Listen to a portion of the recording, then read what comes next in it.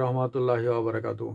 সুধী দর্শক, আমি আজ যে বিষয়ে বলবো সেটা হচ্ছে এর আগের একটা কন্টেন্টে আমি বলেছি যে মক্কা বিজয়।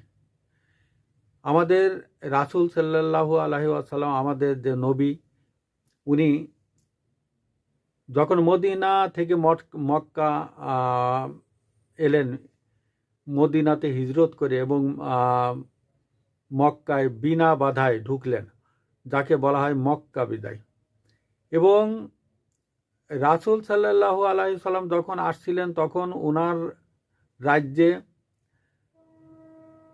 পৌত্তলিক পূজা যারা করত এবং যারা খ্রিস্টান, ইহুদি এবং অন্যান্য বিভিন্ন ধর্মাবলম্বী ছিল, বিভিন্ন উপজাতিরা ছিল, তারা উপজাতিরা বলতে এক শ্রেণীর যাযাবর শ্রেণীর লোকজন ছিল, তারা সবাই কিন্তু ওনার রাজ্যে নিরাপদ ছিল।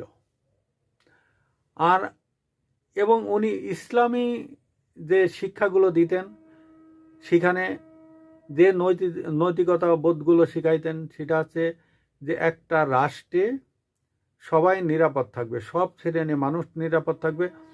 রাসূল সাল্লাল্লাহু আলাইহি সাল্লাম যে আসাফে সুফফা, সেখানে ধর্মীয় বিষয় সম্পর্কে শিক্ষা দিতেন, হাদিস কুরআন সম্পর্কে শিক্ষা দিতেন, বিশেষ করে কুরআন সম্পর্কে শিক্ষা দিতেন। এবং রাসূল সাল্লাল্লাহু আলাইহি সাল্লাম বিভিন্ন মসলা এবং দিক নির্দেশনামূলক কথাবার্তাগুলো বলতেন। সেখানে কিন্তু অন্য ধর্মকে কটাক্ষ করে কোনো কথা বলতেন না, অন্য ধর্মকে তিনি কখনো বিদ্রূপ করতেন না, এবং তিনি সুন্দরভাবে পরিপাটিভাবে তিনি এই ধর্মের কথাগুলো মানুষের কানে পৌঁছে দিতেন।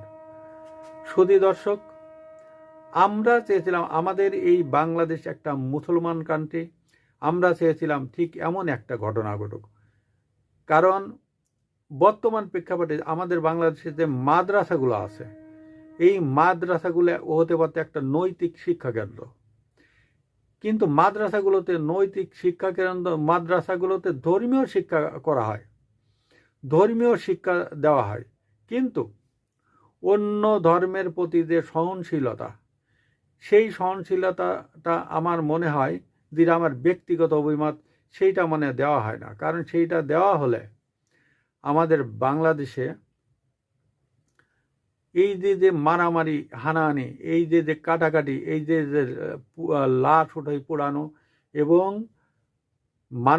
মানুষকে মেরে তার গায়ে আগুন ধরায় দেওয়া, মানুষকে মব সন্ত্রাসী করে মারা,